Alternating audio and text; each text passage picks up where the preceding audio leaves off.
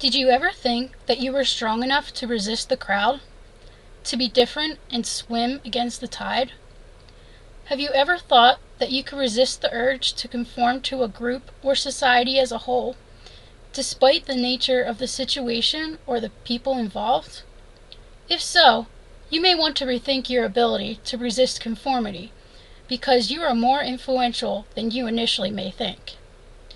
When the stage is set for conformity to come into play, the majority of the time, people will conform to popular opinion, even despite the fact that their personal beliefs, values, and thoughts may be telling them otherwise. Conformity is the change in one's behavior based on a social influence, whether real or perceived.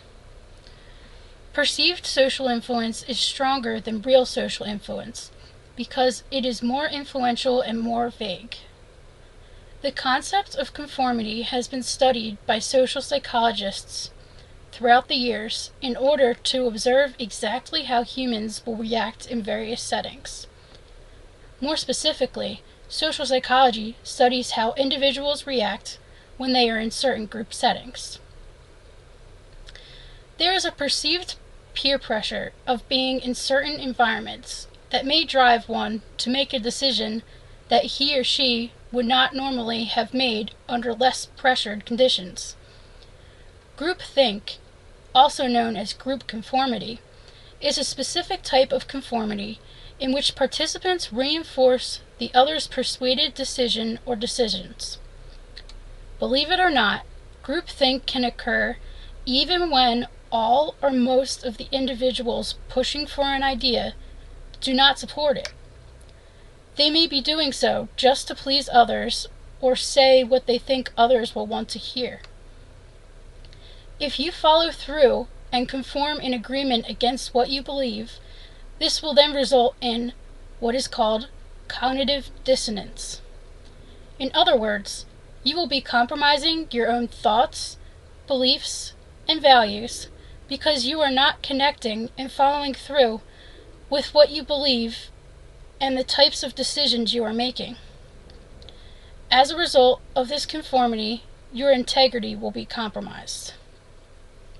Now, some of you may be thinking, I'm still not convinced. What do all these big words have to do with conformity? Can you at least give me some examples of what you mean? Indeed, I can. Let us begin with one of the most famous social psychology experiments on human behavior, also known as Ash's conformity experiment. In 1951, psychologist Solomon Asch set up an experiment that questioned whether or not a participant would go with their gut and give a logical answer to a simple question, or if they would deny what they knew to be true and give in to group conformity. Confederates were utilized in this study as well to aid the experimenter in implementing the study. In layman's terms, Confederates are basically actors who are aware of the experiment but act as though they have no idea that any of this is going on. I will let renowned psychologist Dr. Philip Zimbardo explain the instructions of the experiment in more detail. Okay, I want to give you a test of your visual acuity, your sensitivity to differences in line lengths. So I'm going to show you a standard, and then I'm going to show you 3 comparison lines.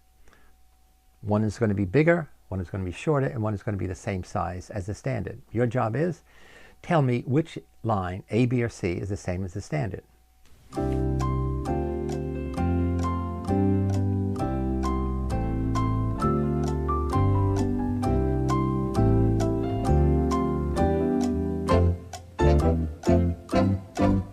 Seems like a simple judgment. You always get it right.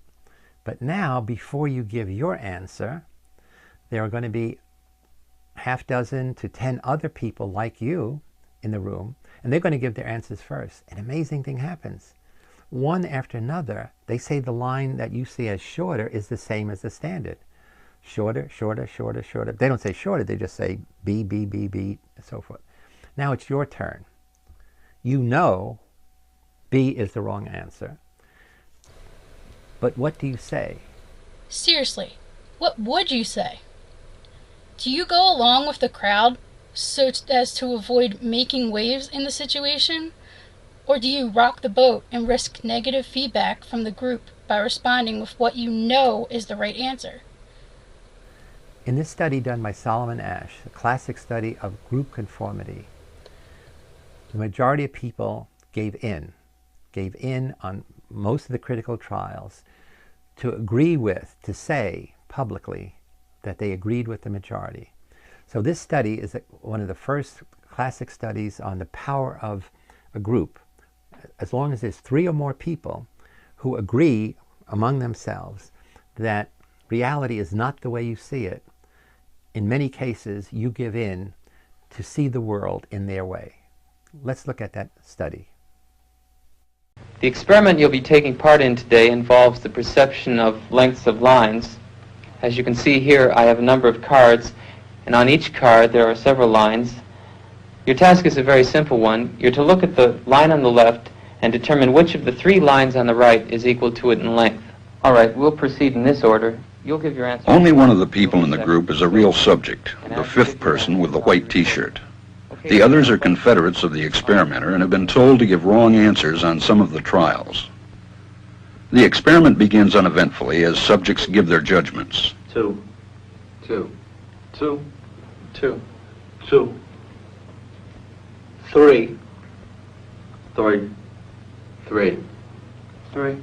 But on the 3rd trial, something happens. 2, 2, 2. 2, 2. The subject denies the evidence of his own eyes and yields to group influence. 1. Asch found subjects went along with the group on 37% of the critical trials. But he found through interviews that they went along with the group for different reasons. 1. 1. They must be right. There are 4 of them and 1 of me. 1. This subject's yielding is based on a distortion of his judgment. He genuinely believes that the group is correct. 1. 1. 1. 2. 1. 2. 2. 2. I know they're wrong, but why should I make waves? 2. In this case, the subject knows he is right, but goes along to avoid the discomfort of disagreeing with the group. Here, the distortion is at the level of his response. 2. 2. 2. At least 75% of participants gave an incorrect answer for at least 1 trial. Overall, 37% of the participants went along with the incorrect responses of the confederates within these trials. Another study, originally conducted by Asch in 1962, is one that simply involves an elevator and a few confederates. First, the confederates get into the elevator with 1 unsuspecting participant, and then all turn to face the same direction. At first, the subject appears confused as to what is going on. However, despite his or her confusion, he or she conforms to the group by turning to face the same direction as they are facing. The confederates and the subject continue to face this direction until the doors open for the next floor where they will get off. In certain variations of this study, the confederates even change the direction in which they are facing 1 or more times during the elevator ride, and the majority of the time, the participant follows suit. Don't believe me? See for yourself. The gentleman in the elevator now is a candid star. These folks who are entering, the man with the white shirt, the lady with the trench coat, and subsequently 1 other member of our staff, will face the rear. And you'll see how this man in the trench coat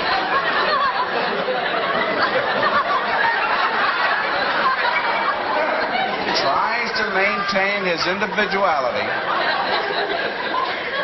but little by little,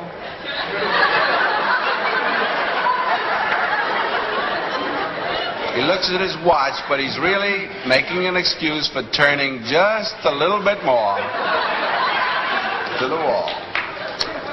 Now we'll try it once again. Here's the candid subject. Here comes the candid camera staff, 3 of them at least. And this man has apparently been in groups before.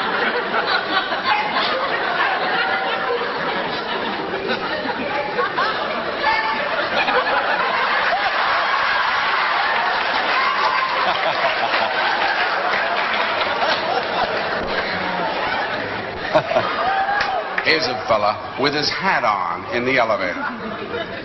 First he makes a full turn to the rear and Charlie closes the door. A moment later, we'll open the door. Everybody's changed positions.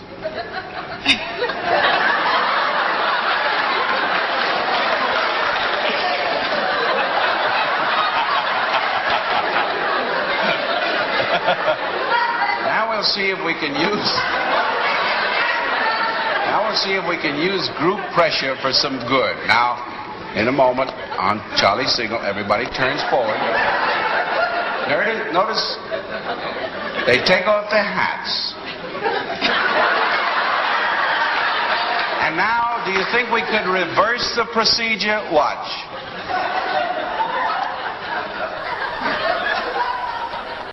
This study just goes to show you that many of us may be presented with the pressure to conform, and oftentimes will, even if it goes against all reason.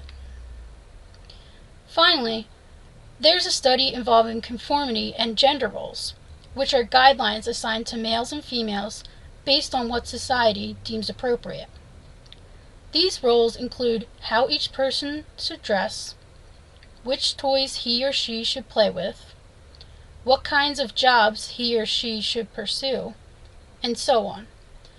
In order to complete this study, the only tools that the experimenter required were entry doors of a public building and 2 signs displaying a male and a female, quite similar to those displayed on the doors of most restroom facilities. First, each sign is placed on a separate door, the doors being relatively close to one another. Next, the researcher films and/or observes the people entering the doors to see if they conform to the signs on the doors. The majority of the time, both males and females will conform to the signs, although there's at least one individual in this situation who refuses to follow suit. Take a look.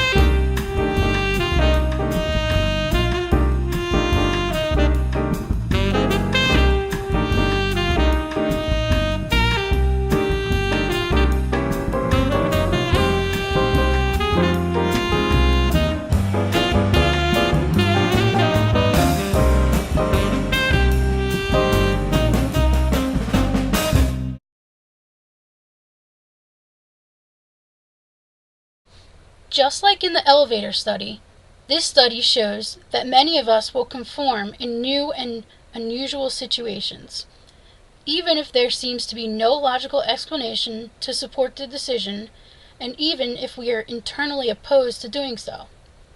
Now, you may ask, what makes a person more likely to conform?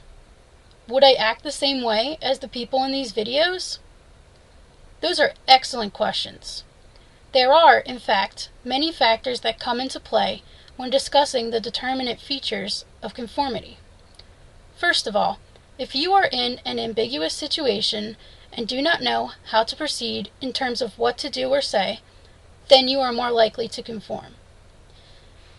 This is especially relevant if you are in a completely new situation where you have little or no information from previous scenarios with which to help you fill in the gaps and use as a map to guide you through the current situation.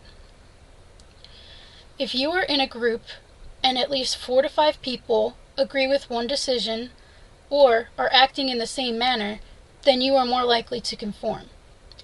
This is especially relevant in situations in which you have a high regard for the person or people who are making the decision or acting in that particular manner. In essence, if you do not have specific, clear-cut ideas that you adhere to strongly, that have never been put to the test, or if you simply do not have experience in a particular area, then you are much more likely to conform. So, how can you be more aware of conformity in your everyday life so that you can resist it when needed? Well, knowledge is half the battle. Simply the fact that you are watching this video right now and learning that occurrences like these are possible makes you that much more aware and ready to resist conformity than before you had even sat down. So, do you think you have what it takes to resist conformity? You now have the tools of awareness and knowledge to go out there and stand up for what you believe, even in high-pressure situations. But, like anything, these tools must be sharpened with practice, as well as continual awareness within group situations. So go out there, show the world how unique you are, and be yourself. And do yourself a favor. Stay away from elevators for a little while. Some of the Immaculata psychology students have been known to perform the elevator conformity experiment on campus.